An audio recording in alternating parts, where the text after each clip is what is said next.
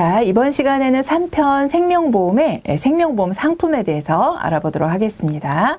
자, 우선은 상품 개발 원칙부터 좀 살펴보도록 할 텐데요. 자, 보시면 생명보험 상품은요, 인간의 생명과 신체를 보험의 목적으로 하기 때문에 대수의 법칙, 수지상등의 법칙 우리 배웠죠. 이런 부분들을 원칙을 기초로 해서 과학적이고 합리적으로 우리가 개발이 되고 있습니다. 그러면 여기서 시험지에 나오는 건 뭐라고요? 요 생명과 신체를 이렇게 네모를 비워두는 거죠. 그래서 여기 안에 들어갈 말이 뭐냐라고 해서 골라내는 문제 자주 나옵니다. 그래서 생명과 신체에 관한 부분이라고 보시면 되겠고요. 자, 그리고 이렇게 상품을 개발할 때는 보험 상품을 개발하여 판매하고자 할 때는요, 무슨 서류를 작성한다? 기초 서류를 작성합니다. 마찬가지로 이렇게 가로 이렇게 네모 넣기 나올 수 있습니다. 그래서 기초 서류를 작성하게 되는데요. 기초 서류라는 게 무엇이냐? 그 밑에 나와 있습니다. 기초 서류는요, 사업방법서, 보험약관, 그리고 보험료 및 해약환급금 산출방법서를 의미합니다. 그래서 여러분들 요거를 앞자를 따면 저는 이렇게 외워요. 약, 사, 보 이런 식으로 외웁니다. 그래서 약관, 사업방법서, 보험료 및 해약환급금 산출방법서, 약사보 이렇게 외우시면 되는데 왜 그러냐면 다음 중 기초서류에 해당하지 않는 것은 이렇게 나와요. 그럼 요 세 개가 아닌 거 골라야 되는데 대체적으로 뭐가 나오냐면 여기 위에 있는 상품 설명서를 거기다 쏙 넣어놓습니다. 그러면 상품 설명서를 빼시면 돼요. 그래서 약사보 빼고 나머지 상품 설명서 이렇게 골라내시면 되겠습니다. 자, 그리고 보험업법 법령상요, 신고사항에 해당하는 경우에는 금융위원회에 신고해야 됩니다. 보통 이제 기초서류를 변경하는 경우가 이제 신고사항에 해당되는데 이렇게 신고사항에 해당하는 사유들이 있겠죠. 그 사유에 해당하게 되면 뭐를 해야 된다? 금융위원회에 신고를 해야 합니다. 자, 금융위원회에 신고한다는 거. 자, 그래서 신고를 또 네모를 해놓는 거예요. 금융위원회, 저희가 이제 인가, 허가, 신고, 보고 이렇게 해야 되는 사항들이 중요 사안에 따라서 다르거든요. 그런데 신고사항에선 사항에 대해서 당연히 뭐 하면 돼요, 여러분? 신고하면 되겠죠? 그래서 여기를 이렇게 네모, 그럼 신고자를 골라내면 됩니다. 그래서 이제 시험지에 나오는 부분 하단에 좀 보겠습니다. 금융위원회에 사전 신고 없이 자유 판매를 할 수 있다 그랬는데 신고사항에 대해서는 신고를 해야 되잖아요. 그러니까 없이 가능하다. 이 말은 완전한 표현은 아니겠습니다. 그래서 이건 틀린 말이라고 보시면 되겠고요. 자, 그 밑에 또 보시면 보험 상품을 개발하여 판매할 경우 반드시 금융위원회에 신고해야 된다. 이건 또 반드시가 들어가서 틀렸어요. 그래서 신고사항에 해당이 되면 신고해야 된다. 이렇게 나와야지 맞는 표현입니다. 두 문제 다 너무 한쪽으로 치우쳤기 때문에 이제 틀렸다라고 보시면 돼요. 그래서 신고사항에 해당하면 금융위원회에 신고해야 된다. 이렇게 보시면 됩니다. 자, 그 다음으로 이제 생명보험에서 상품의 구성을 살펴보면 우선 생명보험은요, 주계약과 특약으로 나누어집니다. 그래서 주계약, 여러분 이제 기본계약이라고도 저희가 하기도 하고 보통약관이라고 부르기도 합니다. 그래서 이 상품을 가입하면 기본적으로 되는 것을 주계약이라고 합니다. 그러니까 기본이니까요. 이거는 선택하고 안 하고가 아니고 당연히 되는 거다라고 보시면 돼요. 그래서 나는 주계약을 안 하겠다? 불가능합니다. 주계약은 필수라고 보시면 돼요. 자, 그래서 주계약이라는 거는 기본이 되는, 기본으로 보장하는 것을 저희가 주계약이라고 합니다. 그래서 보험계약에서 기본이 되는 중심적인 보장이라고 할 수 있겠어요. 그래서 종신보험 그러면 사망이 주 보장인 것이죠. 자, 그 다음에 보험계약의 가장 큰 특징이자 가입 목적을 나타낸다. 이제 주계약이 그 상품의 어떤 특징을 나타낸다고 볼 수가 있겠고요. 독립적으로 판매할 수 있습니다. 주계약은요. 그리고 주계약 자체만으로도 성립이 가능합니다. 그래서 시험 문제에서도요, 주계약은 독립적으로 판매 가능하다. 그럼 이건 맞다, 틀리다, 맞는 얘기다 라고 해서 골라내시면 되겠고요. 자, 그 다음에 이제 특약이라는 개념이 있습니다. 그래서 주계약에다가 플러스해서 내가 더 부과할 수 있는 부분들을 저희가 이제 특약이라고 합니다. 특별약관이라고 하는 거죠. 줄여서 특약 이렇게 표현을 하고 있고요. 자, 주계약에 보완해서 부가적으로 보완해서 가입할 수 있는 거고요. 계약자의 편의를 도모하기 위해서 따로따로 가입하면 불편하잖아요. 그래서 상품 하나 가입하면서 여러 가지 특약을 종합적으로 보상할 수 있기 위해서 만든 거고요. 장래의 내용을 미리 반영하는 거라고 볼 수가 있겠습니다. 자, 그 다음에 개발 절차는요, 주계약과 동일합니다. 그래서 근데 여기서 중요한 거는 특약만 가입하는 것은 불가능하다는 겁니다. 주계약이 존재해야 특약도 존재할 수가 있고, 특약은 선택적으로 내가 들고 싶으면 들고 말고 싶으면 말 수 있지만 이것만 단독으로 존재하는 것은 불가능합니다. 자, 그다음에 이제 특약을요 부과 방법에 따라 분류하면요 의무부가 특약과 선택부가 특약, 의무부가 특약을 다른 말로 고정부가 특약이라고 합니다. 그래서 이 상품을 가입하면서 의무부가 특약은 꼭 가입해야 되는 특약, 선택 특약 같은 경우는 선택부가 특약은 내가 임의적으로 선택할 수 있어요. 그래서 대부분의 상품은 선택부가 특약 해당이 됩니다.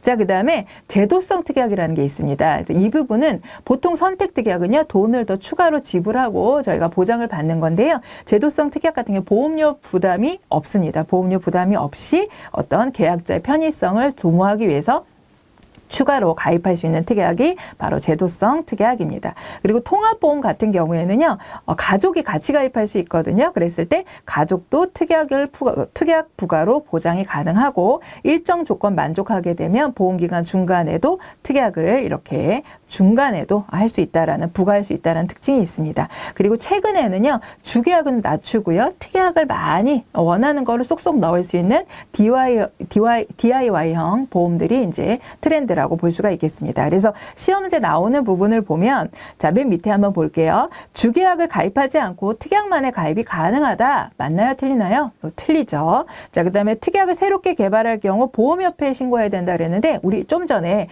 나왔듯이 특약도 똑같이 개발한다 그랬잖아요. 그러니까 신고사항에 해당이 되면 금융위원회에 신고해야 된다. 그래야지 맞는 말이 될 겁니다. 그래서 보험협회가 아니라 금융위원회, 그것도 신고사항에 해당이 될 경우에만 신고하면 됩니다. 그래서 이건 틀린 말이다 라고 골라내시면 되겠고요. 자, 그러면 특약의 종류들을 좀 한번 살펴보면, 자, 우리가 이제 선택부가 특약이 있다 그랬잖아요. 선택부가 특약들은 다 이제 보험료를 추가적으로 내면서 보장을 받는 건데, 여러분들이 보통 알고 계신 그런 것들입니다. 그래서 암 보장 특약, 성인병 특약, 치매간병, 뭐 이런 질병을 보장한 특약들이 주로 많이 있고요. 또 어떤 게 있냐? 재해사망이라든지 휴일재해라든지 이런 재해를 보장한 특약들 존재하고요. 그 다음에 기타로는 입원 특약이라든지 뭐 수술 특약이라든지 정기 특약이라든지 이런 것들이 존재합니다. 자, 그리고 이제 우리가 돈은 더 내지 않지만 가입자의 편의를 위해서 추가할 수 있는 특약, 제도성 특약이 있다 그랬죠. 거기에 해당되는 건 우량채, 그 다음에 선지급 서비스, 연금 전환, 장애인 전용 보험 전환 특약, 이런 것들이 있습니다. 그래서 네 가지 빼고는 다 뭐예요, 여러분들? 보장을 추가 확대하는 특약들이라고 보시면 되거든요. 그래서 시험 문제 나오는 거는 다음 중 보장을 추가 확대하는 특약이 아닌 것은 이렇게 나오면 성인병, 치매간병, 휴일재해, 그런 다음에 우량채 할인 하나에 넣어놓는 거야. 그러면 이렇게 골라내는 거, 선지급을 얻을 수도 있고요. 연금 전환을 얻을 수도 있겠죠. 그래서 이렇게 골라내는 형태가 나올 수 있기 때문에 제도성 특약을 여러분들이 다 외워두시면 골라낼 수 있겠죠. 그래서 여러분들이 그런 형태로 잘 나온다라는 부분입니다. 그래서 시험 문제 나오는 거, 그 위에, 박스 위에 보시면, 자, 보장을 추가 확대하기 위한 특약에 해당하지 않는 거, 그러면 뭐예요?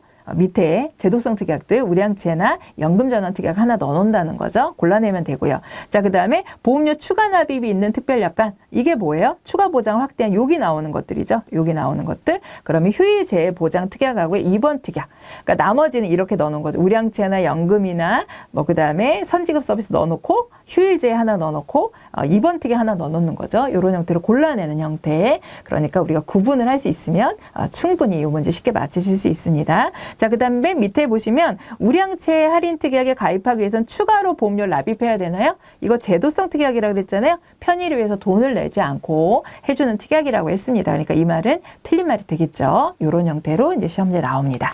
자, 그 다음에 이제 생명보험의 상품을 좀 분류를 해볼 텐데요. 이 박스는 여러분들이 참고로 보시면 됩니다. 그래서 우리 생명보험 상품은 크게 개인보험과 단체보험이 있습니다. 개인보험은 또 보장성 보험과 저축성 보험, 단체보험도 어때요? 보장성 보험과 저축성 보험으로 나뉠 수가 있어요. 보장성 보험은 내가 낸 돈이 나중에 이제 받는 돈보다 같거나 적은 거, 저축성 보험은 내가 낸 돈보다 더 많이 받는 거. 그래서 이렇게 서로가 상품이 다르죠. 그다음에 보장성 보험에는 사망보험과 재산보험이 있고요. 저축성 보험에는 생존보험, 생사혼합보험, 그리고 개인형 퇴직연금이 있습니다. IRP. 그다음에 단체보험에서는 단체보장성 보험이 보장성 보험이고요. 저축성 보험은 단체 저축과 퇴직연금이 있다고 볼 수가 있겠습니다. 그래서 여기 이제 파란색으로 색칠이 되어 있는 부분은요, 특별 계정으로 운영하는 상품들입니다. 자, 그럼 문제에 나오는 부분을 좀 살펴보면 밑에 하단에 한번 보실게요.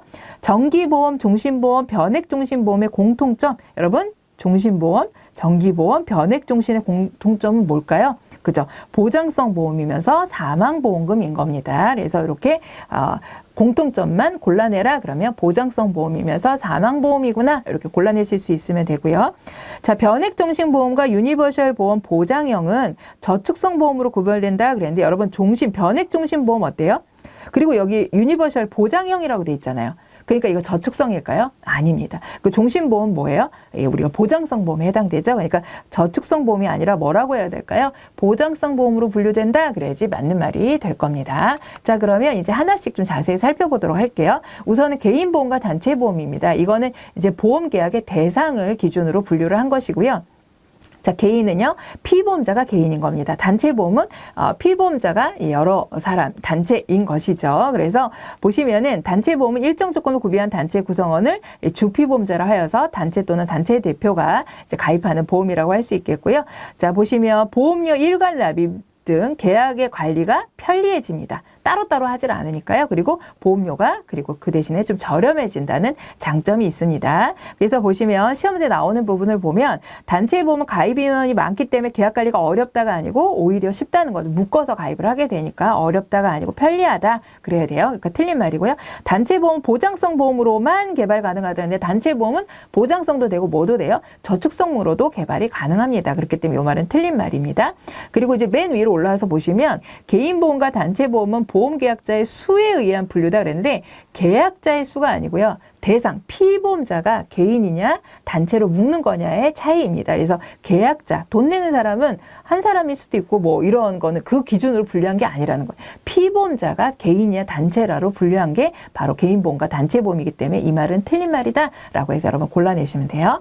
자, 그 다음으로는 보장성 보험과 저축성 보험입니다. 그래서 보장성 보험은요. 생존 시 지급되는 보험금의 합계액이 납입한 보험료를 초과하지 않는 거예요. 그래서 생존 시 내가 받는 게 납입 보험료, 내가 낸 보험료를 초과하지 않는 것이라고 보시면 되겠고요. 각종 위험 보장에 중점을 둔, 그러니까 저축보다는 위험 보장에 중점을 둔 상품이 바로 보장성 보험입니다. 그래서 여기에 해당되는 게 정기보험이나 종신보험이나 상해보험, 그래서 생명보험이 파는 대체적인 많은 상품들이 보장성 보험에 해당이 됩니다.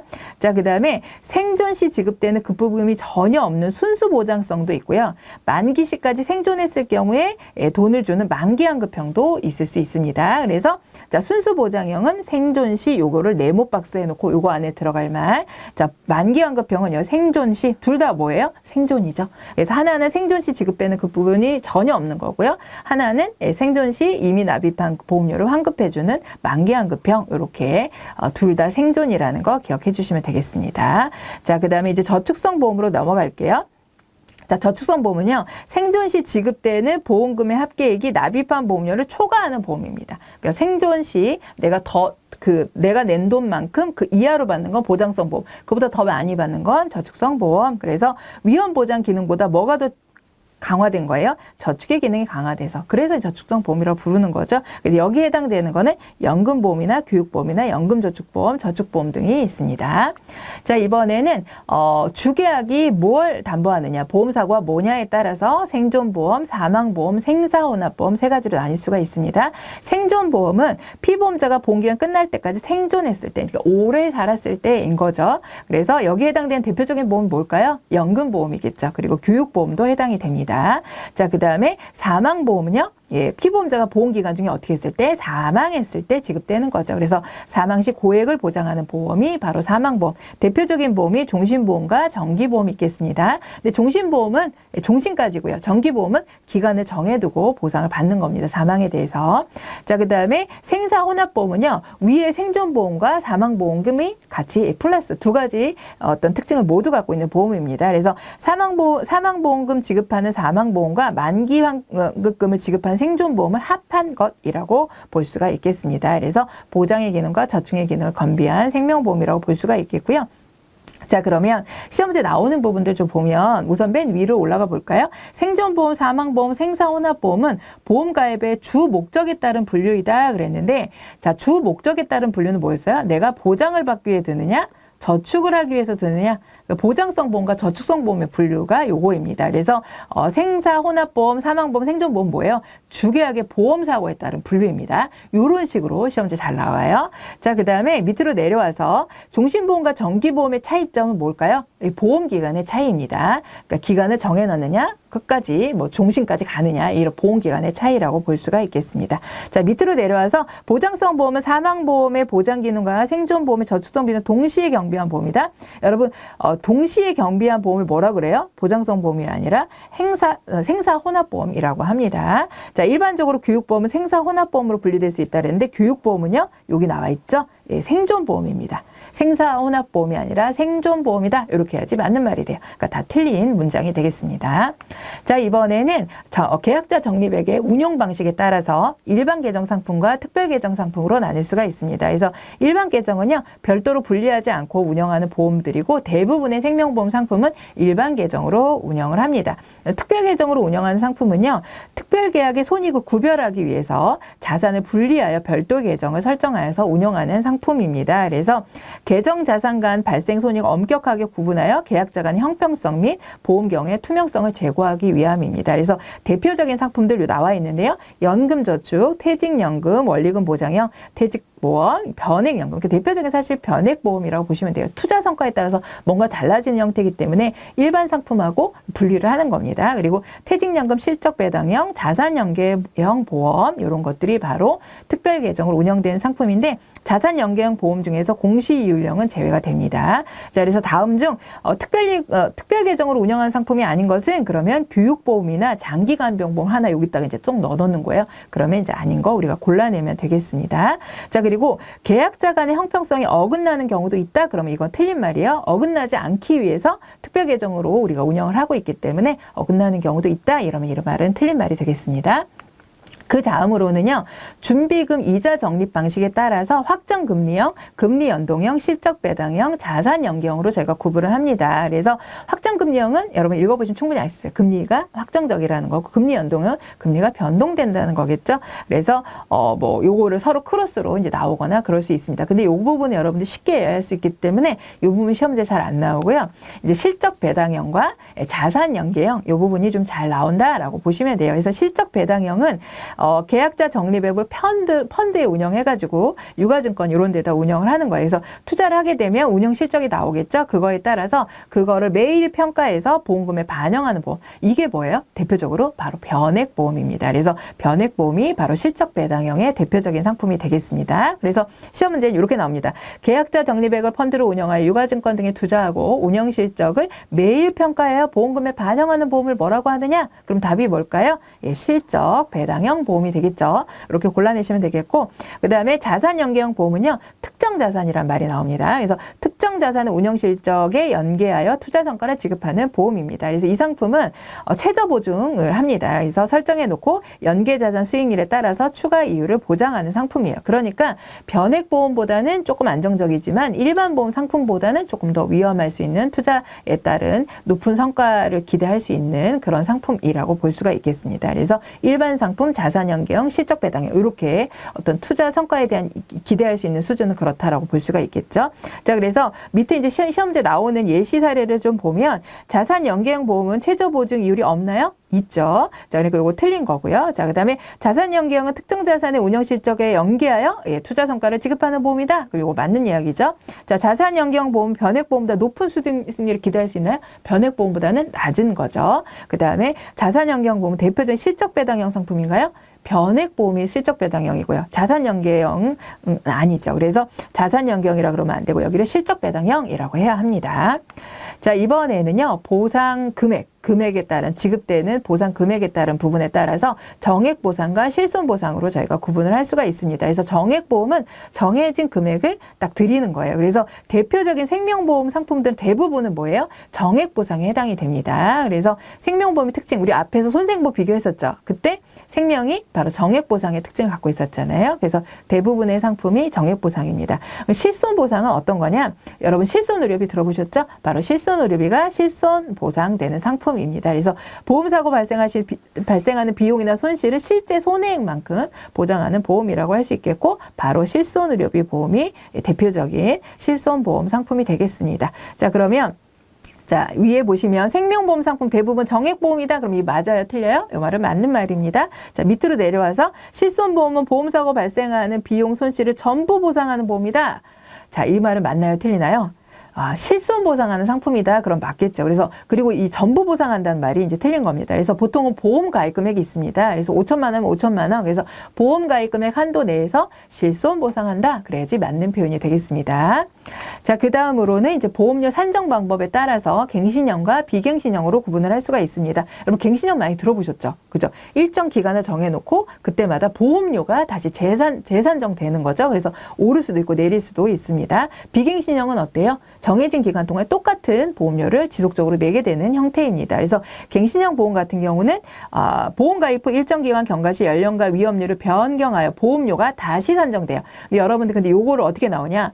보험금을 다시 산정한다? 그럼 틀려요. 보험료가 다시 산정되는 겁니다. 그래서 실손의료비나 질병보험, 간병보험 등에서 갱신형을 적용을 합니다. 근데 여러분, 갱신형이 더 많을까요? 비갱신형이 더 많을까요? 생명보험 상품 중에 비갱신형 상품이 더 많습니다. 자, 그래서 그 밑에 보시면 대부분의 생명보험 상품은 갱신형이다. 그럼 이 말은 틀리다. 뭐라고요? 비갱신형이다. 이래야 되는 거죠. 자, 그래서 맨 밑에 한번 볼까요? 보험금 지급 시 보험금이 달라지는지 여부에 따라서 갱신형과 비갱신형으로 나누어진다 그랬는데, 여러분, 보험금이 달라지는 게 아니고 뭐예요? 보험료가 달라지는 거에 따라서 갱신형과 비갱신형으로 구분된다. 그래야지 맞는 거죠. 그러니까 요거는 틀린 말이 되겠습니다.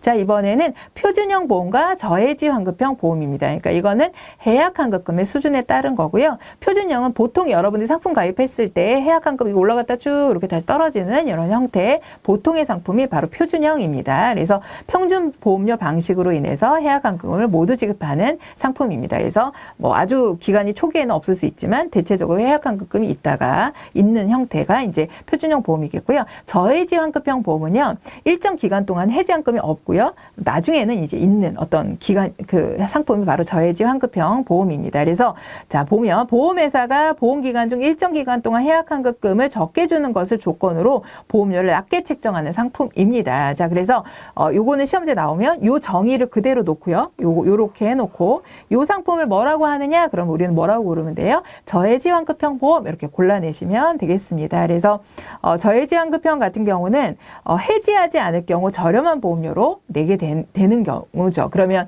일반 상품과 동일한 보장을 받으면서도 그 일정 기간 동안에 해지하지 않고 지나면 또 똑같은 돈을 받을 수 있는 그런 장점이 있다라고 볼 수 있어요. 그렇지만 그 기간 안에 해지하면 손해를 볼 수도 있잖아요. 해약 환급 없으니까.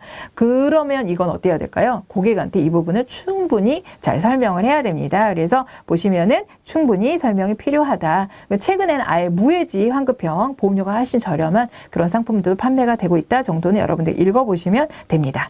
자, 그 다음에 기타로는요, 뭐 진단보험과 무진단보험, 그 다음에 배당보험과 무배당보험 등이 있을 수 있습니다. 주요 생명보험 상품에 대해서 알아보도록 하겠습니다. 생명보험에서 파는 주요 상품들이 쭉 나와 있는데요. 이 부분도 시험 문제에 나오는 부분이 상당히 많습니다. 그래서 쭉 한번 살펴보겠습니다. 우선 가장 대표적인 상품인 종신보험입니다. 종신보험. 그래서 갑자기 유고시에 어떤 사망보험을 지급하는 보험이 종신보험이죠. 그래서 개요부터 살펴보도록 할게요. 보험기간이 평생 종신인 대표적인 사망을 담보하는 상품입니다. 그래서 여기에서는요, 박스 이렇게 네모넣기 시험 문제 나올 수 있습니다. 그래서 종신을 이렇게 비워두고요. 그 다음에 사망을 보장하는 보험이고, 무슨 보험이에요, 여러분?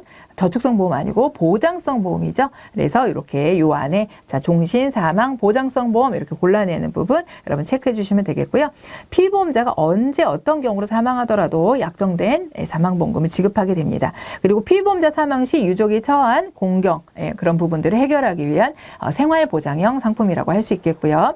자, 여기서는 시험지에 나오는 부분이요, 비보험자가 사망했을 때 지급되는 거잖아요. 그런데 계약자 사망 시 이렇게 여러분이 착각하실 수 있게 이렇게 살짝 바꿔서 나오니까 그럼 여러분들 딱 골라내시면 되겠고요.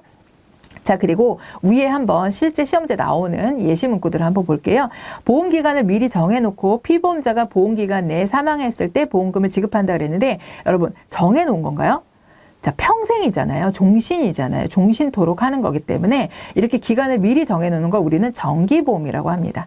사망보험금의 또 한 종류죠. 그래서 종신보험은 정해놓지 않은 평생을 보장하는 보험이 종신보험, 이렇게 기간을 정해놓은 건 정기보험입니다. 그래서 이거 틀린 말이고요. 자, 특정 시점에서 생존 시 보험금을 지급한다. 이것도 뭐예요? 특정 시점, 기간을 정해놨다는 거잖아요. 이것도 정기보험의 특징이니까 이건 틀린 말이에요. 종신보험의 특징이 아닙니다.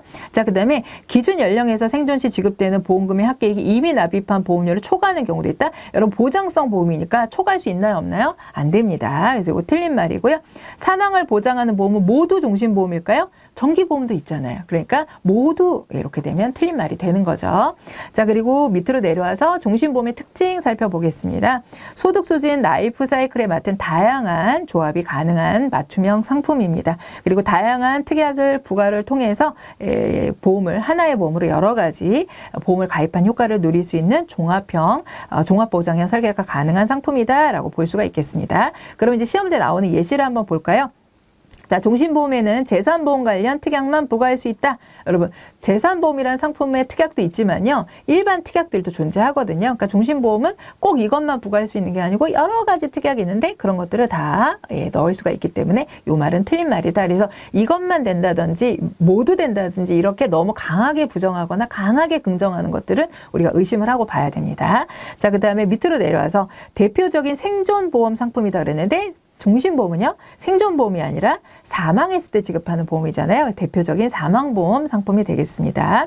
자, 보장성 보험이기 때문에 사망 시 지급된 사망보험 이미 납입한 보험료를 초과하지 않는다 그랬는데 생존 시 지급하는 보험금이 초과하지 않는 거지 사망보험금은 내가 낸 돈보다는 더 나오도록 되어 있습니다. 그래서 이 말은 틀린 말이고요.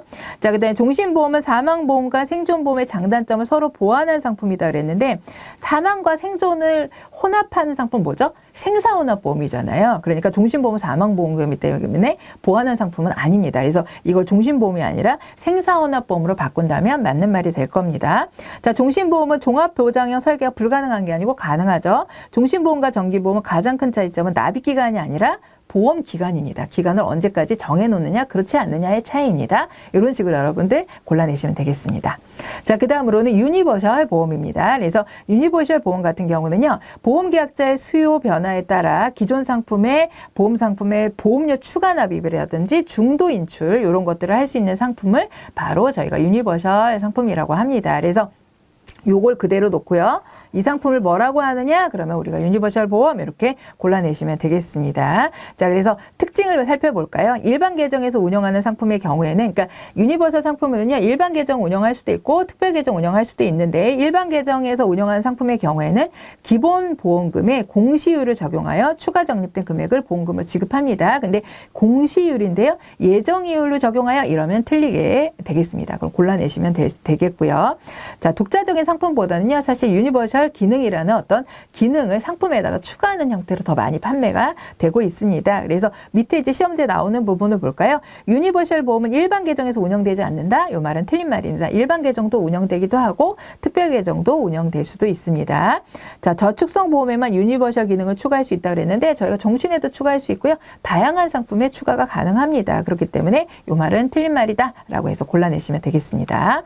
자, 그 다음으로는 장애인 보험으로 넘어가 보도록 할게요. 장애인이라고 하면 우리가 어떻게 정의를 하냐면 신체적 정신적 장애로 오랫동안 일상생활이나 사회생활에 상당한 제약을 받는 자라고 정의를 하고 있고요. 이 정의는 어디서 가져온 거다? 장애인복지법에서 가져온 거예요. 그런데 저희 시험 문제에서는 자, 보험업법에 따라서 장애인을 이렇게 정의한다? 그러면 틀린 말입니다. 무슨 법이라고요? 장애인복지법입니다. 자, 그 다음에 장애인의 보험가입 기준 및 절차를 살펴보도록 하겠습니다. 우선은 첫 번째, 비장애인과 마찬가지로요, 통상적인 보험 상품 가입이 가능합니다. 심사부서에는 비장애인과 동일하게 보험 가입 여부 및 인수 조건을 결정하게 됩니다. 그런데 만약에 보험회사가 정당한 사유 없이 청약을 거절했다, 이럴 경우에는요, 장애인 차별 금지 및 권리구제에 관한 법률에 따라서 3년 이하의 징역 또는 3천만 원 이하의 벌금에 처해질 수 있습니다. 그래서 이거를 저희가 33 이렇게 외우시는 거, 예, 요것도 이 규정이 시험 문제 처벌 규정이 나올 수 있기 때문에 그렇게 보시면 되겠습니다. 그래서 장애인 차별 금지 및 권리 규제에 관한 법률에 따라서 3천만 원 이하의 벌금, 3년 이하의 징역이 처해질 수 있다라는 부분. 그리고 그거와 더불어서요, 생명보험 업계에서는요, 장애인 계약 인수를 위한 모범 기준을 마련하고 운영하고 있습니다. 자, 그다음에 생명보험 협회에서 또 하는 게 있습니다. 장애인 보험가입 차별에 대한 방지에 따른 신고센터를 운영을 하고 있어요. 그래서 자, 네모 이렇게 해놓고 땡땡은 장애인 보험가입 차별 방지를 위한 신고센터를 운영하고 있다. 땡땡에 들어갈 말을 골라라. 그러면 뭐예요? 생명보험협회 우리가 이렇게 골라내면 되겠습니다. 자, 그래서 시험 문제 나오는 부분을 보면은 자, 차별에 해당하지 않는 경우 최근 2년 이내에 암 경력을 이유로 보험가입을 거절했다. 이게 이제 사례가 나오거든요. 그런데 우리가 차별이라는 거는 장애인이라는 이유만으로 보험가입을 거절했을 때가 이제 차별이라고 할 수 있는데, 최근 2년에 암이 걸리셨대요. 이거는요, 비장애인이든 장애인이든 당연히 거절할 수 있는 사유에 해당이 되거든요. 그래서 이런 경우에 거절했다고 해서 차별에 해당하지는 않습니다. 그래서 이런 경우는 차별이 아니다라고 해서 여러분들 골라내시는 문제 나올 수 있다는 얘기고요. 맨 밑으로 내려오시면 보험회사는 장애인이라는 이유만으로 보험가입을 거부할 수 없지만 보험금 감액은 가능하다. 차별해서도 안 되고요. 청약에 대한 거절을 해서도 안 되고요. 장애인이라는 이유로 보험금을 감액해서도 안 됩니다. 그래서 이 말은 틀린 말이라고 보시면 되겠고, 자, 금융위원회에서는 장애인 보험가입 차별 방지를 위한 신고센터를 운영하고 있다 그랬는데, 여러분 신고센터는 어디에 운영해요? 금융위원회가 아니라 생명보험협회입니다. 그래서 금융위원회 아니고 생명보험협회, 이런 식으로 시험 문제 나옵니다. 자, 그 다음으로는 장애인 전용보험 상품 현황에 대해서 좀 살펴보도록 할 텐데요. 우선은 이제 장애인 전용보험은 장애인 보장성 보험, 장애인 단체보험, 장애인 연금보험 이렇게 세 가지로 분류가 됩니다. 그래서 가입 대상과 이제 주요 담보들이 나와 있는데, 가입 대상을 보시면 우선 장애인 복지법에 근거된 장애인 부분들이고요. 그리고 여기에다가 국가유공자 등 예우 및 지원에 관한 법률에 따른 여기서 등록된 상위자분들도 바로 이 장애인 보험에 가입을 하실 수가 있습니다. 자, 그래서 위에 이제 시험 문제 나오는 부분으로 보면요, 국가유공자 등 예우 및 차원에 관한 법률에 의해 등록된 상위자도 가입할 수 있다. 장애인보험, 네, 요거는 맞는 얘기가 되는 거죠. 자, 그리고 단체보험은 판매되고 있지 않다. 그러면 요거는 틀린 말이 되게 됩니다.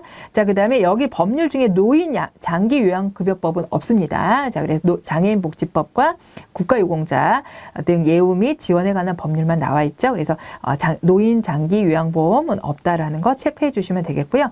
그리고 이제 보장성 보험이라고 하면 여러분 어떤 거 보장될까요? 사망이나 암이나 뭐 입원, 통원, 사망, 뭐 재해보장 이런 것들이 보장되는 상품이 보장성 보험이거든요. 그러면 여러분 이 중에서 장애인 전용 보장성 보험에는요, 실손의료비는 포함되어 있지 않습니다. 이 부분 여러분들 같이 기억해 주시면 좋겠습니다.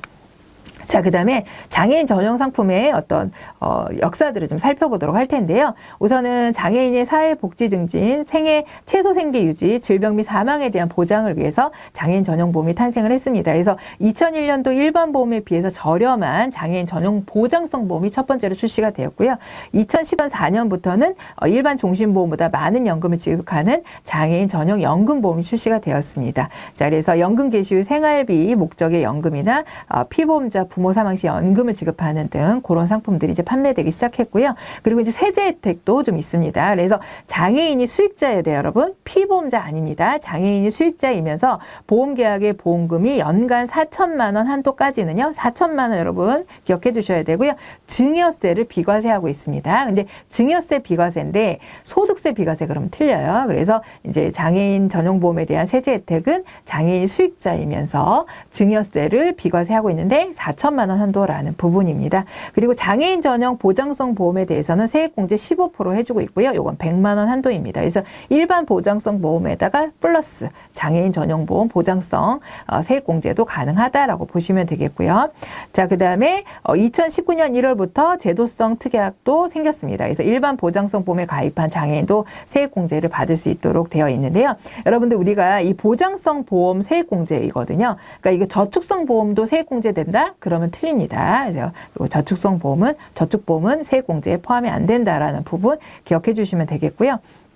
자, 그 다음에 보험료 수준은요, 일반 보험에 비해 저렴합니다. 비싼 거 아니고요. 자, 그리고 심사 기준은 보험 가입 시 건강 상태 등을 고려하여 가입 여부를 우리가 심사를 하게 되고 인수 조건이 결정이 됩니다. 자, 그래서 밑에 한번 볼까요? 가입 시 별도의 심사 절차를 거치지 않아도 될까요? 그거는 아닙니다. 심사 절차는 똑같이 걸치는 거예요. 그렇기 때문에 심사 절차 없이도 된다. 이거는 틀린 말이고요. 일반 보장성 보험의 보험료 세공제를 받은 경우 장애인 전용 보험 세공제 받을 수 없나요? 예, 별개입니다. 양쪽 다 받을 수 있습니다. 이 말은 틀린 말이고요. 장애인을 수익자로 하는 보험계약은 장애인복지법에 따라 증여세 혜택이 세제 혜택이 있다 그랬는데 증여세 세제 혜택 있다 그랬는데 근데 여러분 그게 무슨 법일까요? 장애인복지법일까요? 증여세나 소득세법에 나오는 부분입니다. 장애인복지법이 아니라 그래서 요거는 틀린 말이다 라고 골라내시면 돼요. 장애인복지법은 뭐였어요? 장애인의 정의에서 나왔던 부분이었죠. 자, 이렇게 해서 장애인 보험 살펴보았습니다. 자, 이번에는요 연금 및 연금 저축보험 살펴보도록 하겠습니다. 이 부분은 아마 세제 부분에서도 여러분 살펴보셨을 거예요. 그래서 연금보험 같은 경우는 노후의 안정적인 생활자금 마련을 위한 상품입니다. 두 상품 모두 그렇고요. 자, 우리가 이제 연금보험이나 연금저축보험은 제1보험기관과 제2보험기관으로 나뉘죠. 그래서 연금 개시 전 위험보장 받는 기간을 저희가 제1보험기관이라고 하고요. 이제 연금이 개시된 이유를 저희가 제2보험기관, 그래서 연금지급기관이라고 이야기를 합니다. 그럼 여러분 시험 문제에서요. 연금의 경우, 연금보험의 경우 위험보장기관과 연금지급기관이 중복된다. 이 말은 맞을까요? 틀릴까요? 틀립니다. 그래서 1보험기관 있고 2보험기관 이렇게 나뉘는 거지 이게 중복되는 기간은 없습니다. 그래서 이건 틀린 말이다. 라고 보시면 되겠고요. 자, 위험보장기관이 제1보험기관의 사망 시 계약자 적립액 또는 사망보험금을 지급 후 계약을 소멸하게 됩니다. 그래서 1보험기관에 만약에 피보험자가 사망하게 됐다 그러면 계약자 적립액이나 사망보험금 둘 중에 하나를 지급하고 계약은 소멸하게 된다라는 거예요. 자, 그래서 요거는 박스로 시험지에 나옵니다. 그래서 위험보장기관인 땡땡에 네모를 해놓는 거죠. 사망하게 되면 뭐뭐 또는 사망보험금을 지급한다 그랬을 때 계약자 적립액 이렇게 골라내는 문제 나올 수 있으니까 보시면 되겠고요. 연금보험과 연금저축보험은 미래의 어떤 연금 자원을 준비한다는 점에서는 공통점이라고 할 수 있겠지만 세제 혜택, 그러니까 연금저축은 세제적격 연금으로만 가입할 수 있잖아요. 그렇기 때문에 세제 혜택 측면에서는 연금보험과 다르다라고 할 수가 있겠습니다. 자, 그러면 연금의 지급 방법에 대해 살펴보도록 할 텐데 우선 총 4가지가 있습니다. 종신토록 지급하는 종신연금형, 확정기간만 지급하는 확정연금형, 상속연금형, 그래서 생존기간에 적립금의 이자만 지급하는 보험입니다. 그다음에 혼합연금형은요, 연금 개시 전에 2개 이상의 급부를 병행하는 거예요. 그러니까 같이 섞여 있는 거라고 보시면 되겠고요. 그래서 종신연금형과 종신연금형을 포함한 혼합연금형은 연금 개시 이후에는 해지가 불가능합니다. 그러니까 종신연금형은 연금 개시하면 해지가 안 된다는 거고, 그다음에 혼합연금형이 섞어서 가입할 수 있다 그랬잖아요. 그 혼합 안에 종신이 들어가 있으면 이 경우에는 연금이 개시된 이후에는 해지를 할 수가 없다라는 거예요. 그런데 시험 문제 어떻게 나와요? 연금 개시 이후에는 모든 상품의 계약을 해지할 수 없다 그랬는데 종신연금형이거나 혼합연금형에 종신이 들어가 있을 때만 해지가 안 되는 거지 나머지는 해지가 가능합니다. 자, 그 다음에 요 연금 지급 방법 옆에 한번 보시면 자, 확정연금형은 피보험자의 생존기간에 적립금의 이자만 여러분 생존기간에 적립금의 이자만 지급하는 건 상속연금형이에요. 확정연금형이 아닙니다. 자, 그 다음에 상속연금형은 피보험자의 생존기간 동안 지급하는 방식이다. 생존기간 동안 지급하는 건 뭐죠? 종신연금형이죠. 이렇기 때문에 이렇게 특징과 연결하는 문제 나올 수 있으니까 기억해 두시면 되겠습니다. 자, 이번에는 세제적격 연금의 상품의 연금저축보험이죠. 변천 사례 좀 살펴보면요. 세제적격 연금인 연금저축은 개인연금 저축제도로 시작이 되었습니다. 1994년도에 시작이 되었고요. 그때는 조세특례 제한법에 근거해서 이 제도가 마련이 되었습니다. 그 다음에 2001년도에 연금저축제도로 변경이 되었고요. 이때 이제 소득공제 범위를 확대하고 연금세제에 도입이 되었고 연금의 금융기관 간 이전이 가능하도록 바뀌었습니다. 그리고 2013년도에 이제 지금의 제도와 비슷한 형태가 갖춰지게 되는데요.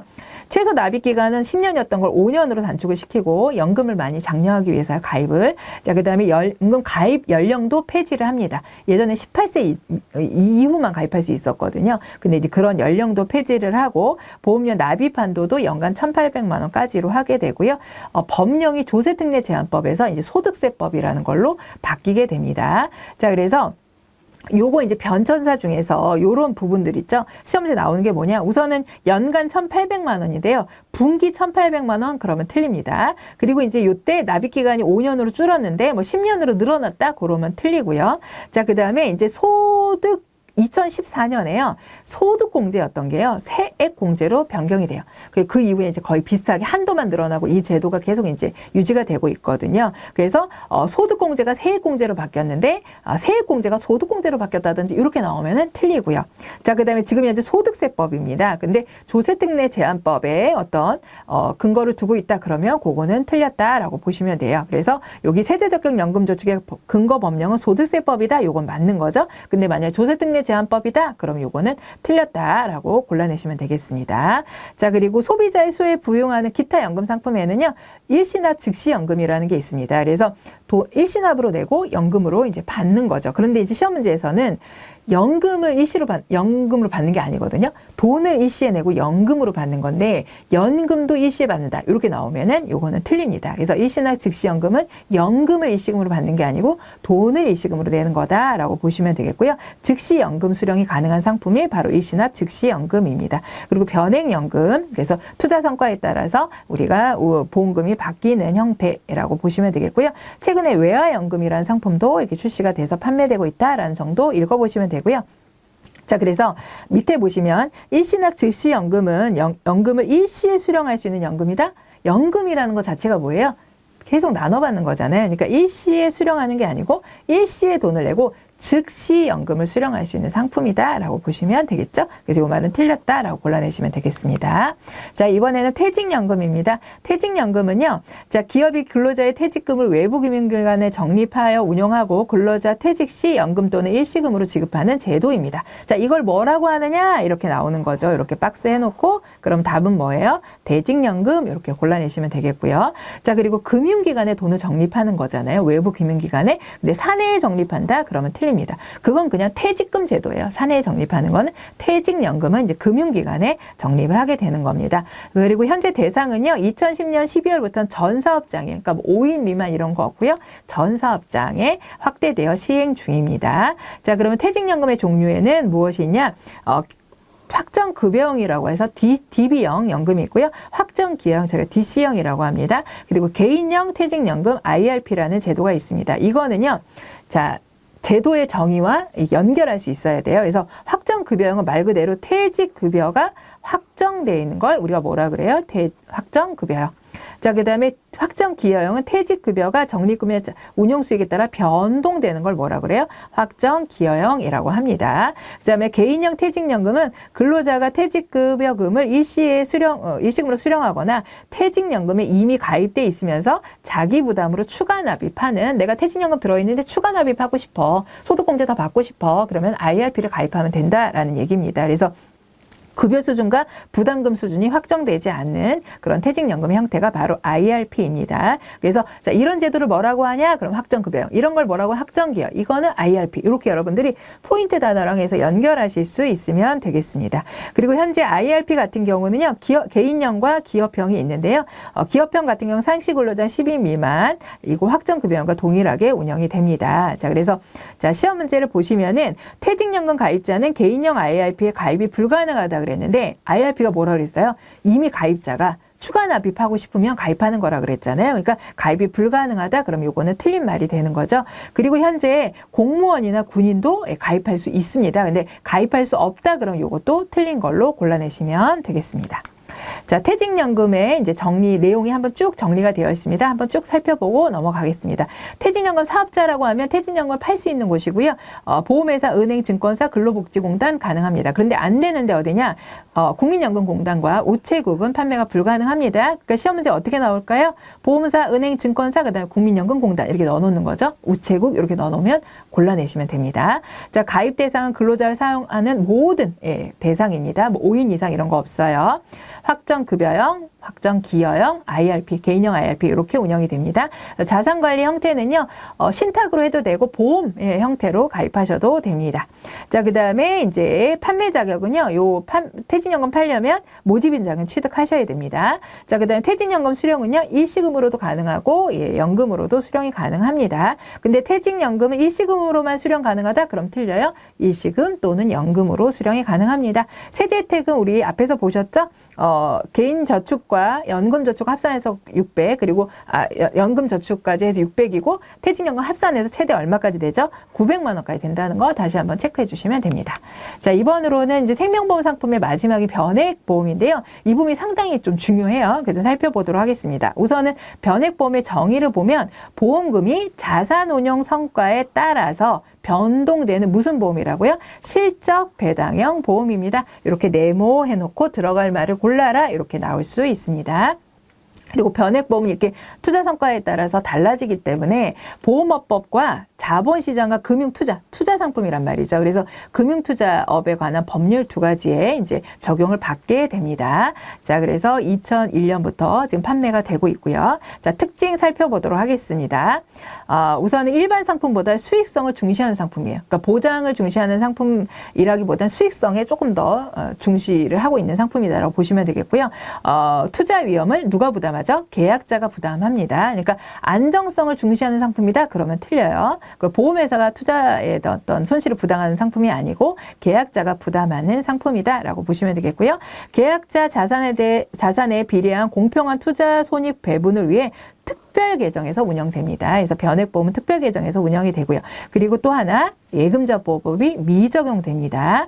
자, 그렇지만 특약과 최저 보증에 대해서는 예금자 보호가 가능합니다. 그리고 사망보험금을 최저 보증하고 있어요. 그래서 보장성 보험은 기본 사망보험금에 대해서, 저축성 보험에 대해서는 사망보험을 기납입 보험료로 비교하여 더 큰 금액에 대해서는 우리가 최저 보증을 하고 있다라는 부분입니다. 그렇지만 해약환급금에 대해서는 최저 보증이 있을까요? 없을까요? 없습니다. 그래서 원금 손실 발생 가능성이 있다라는 거. 그렇기 때문에 변액보험은요, 장기 유지가 필요한 상품입니다. 그리고 이렇게 투자에 대한 부분들이 아주 이제 잘 설명해야 되기 때문에 변액보험 판매 자격 합격자만 판매를 할 수 있고, 계약자도 적합성 진단을 받아야 돼요.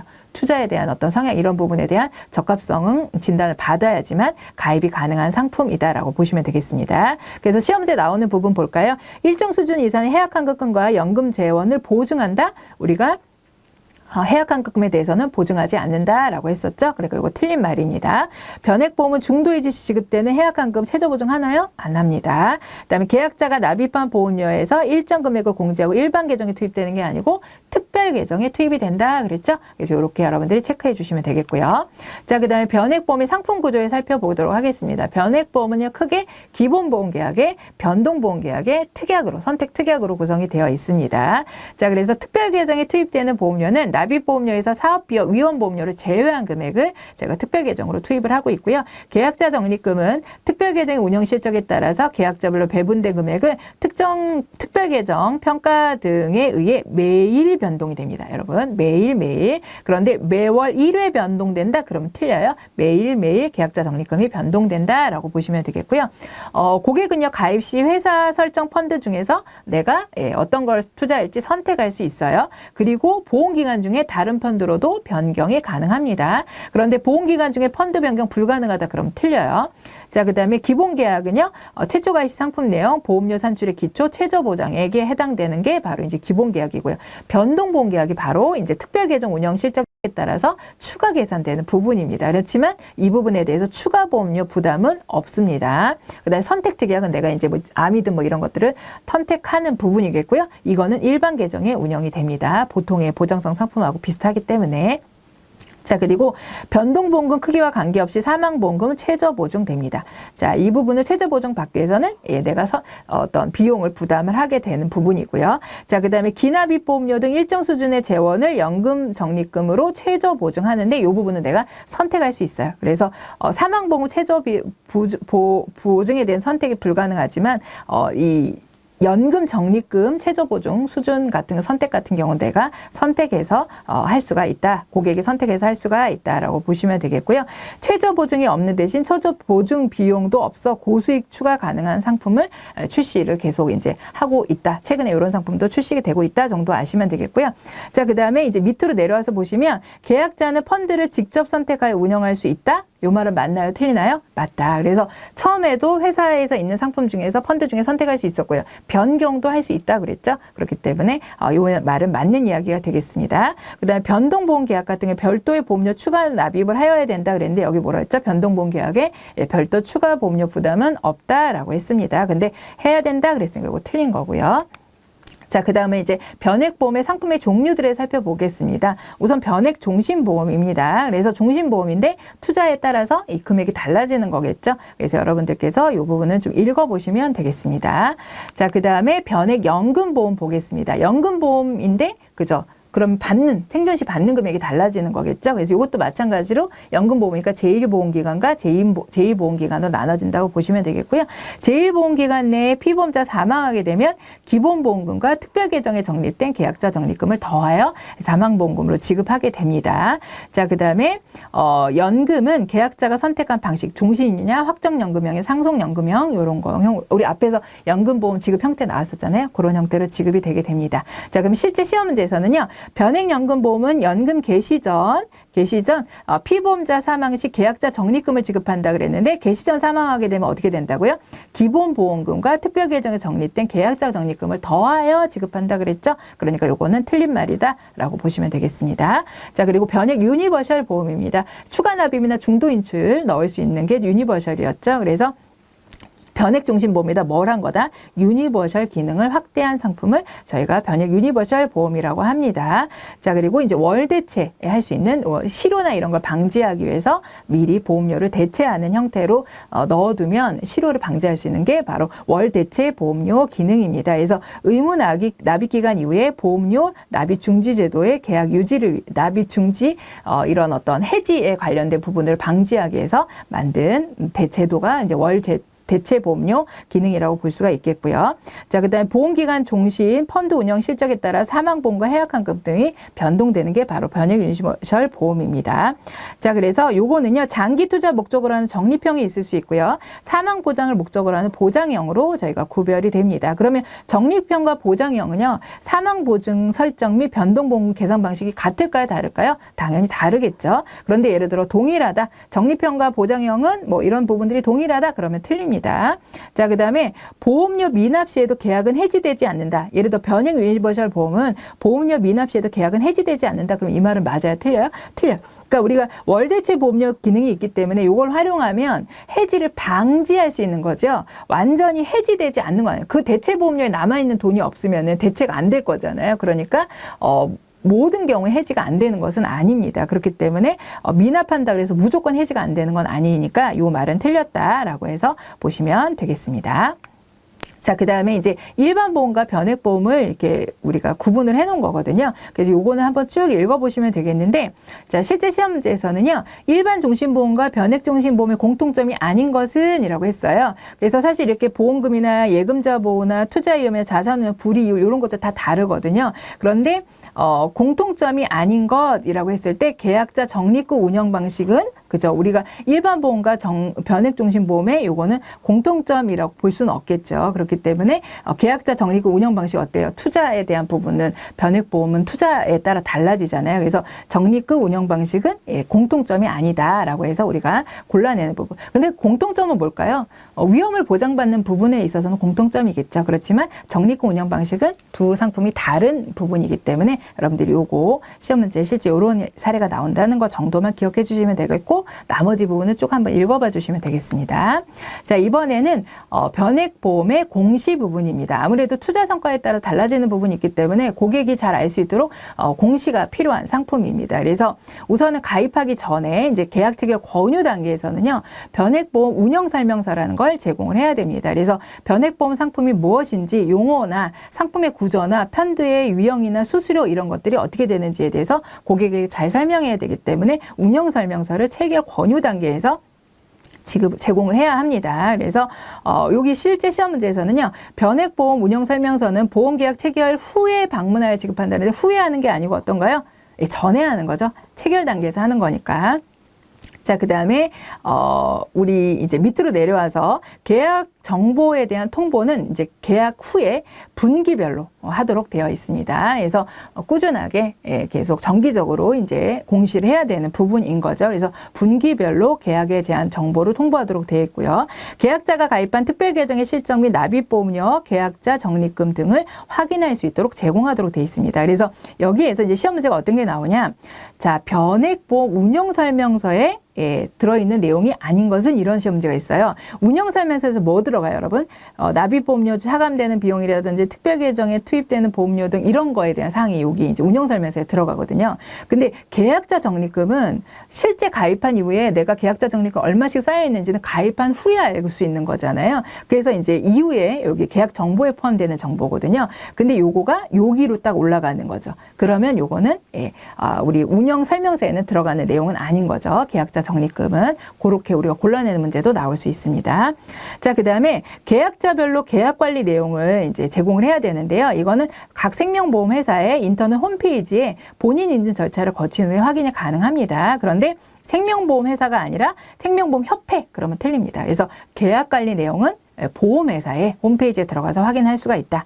그리고 이제 생명보험회사 및 생명보험협회 홈페이지에서 공시된 수익률. 자, 연금보험 상품은 대체적으로 이런 어떤 수익이 나고 있습니다라고 하는 어떤 전체적인 그런 부분을 볼 수 있는 거는 생명보험사 및 생명보험협회에서도 가능합니다. 그러니까 개인적인 게 아니고요. 그럴 때는 자, 조회일자 기준 1년, 3년, 5년, 7년, 10년, 15년 이런 어떤 전체적인 운영기간에 대한 수익률로 이거는 가입 시기 금액이 모두 개별 고객들이 다 다르잖아요. 그렇기 때문에 그 사람의 실제 적용되는 수익률은 아니라는 부분 주의하셔야 됩니다. 자, 이렇게 해서 우리 생명보험 주요 상품에 대해서 알아봤습니다.